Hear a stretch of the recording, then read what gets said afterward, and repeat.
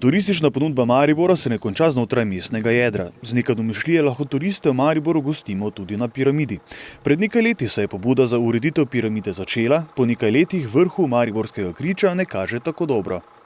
Ja, leta 2012 smo opravili v okviru enega evropskega projekta arheološka izkopavanja, ki smo jih potem tudi zaščitili.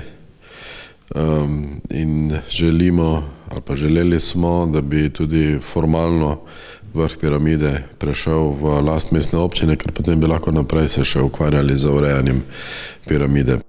V poletnem času se je nad vinogradi s pogledom na mesto začelo večerno dogajanje, ki ga je ob vikendih spremljala tudi živa glasba.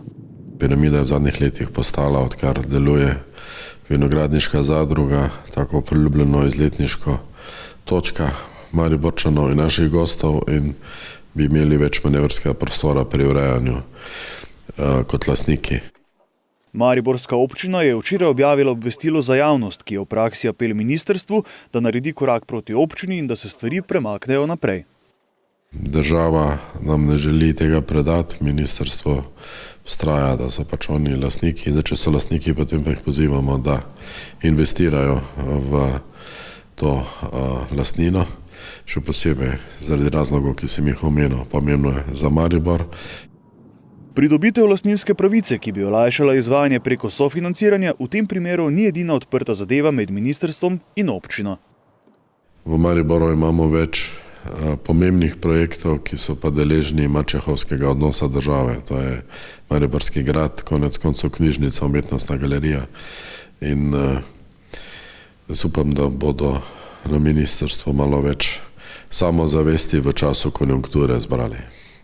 Piramida za Maribor ni le trenutnega, turističnega pomena in dolgotrajnega zgodovinskega.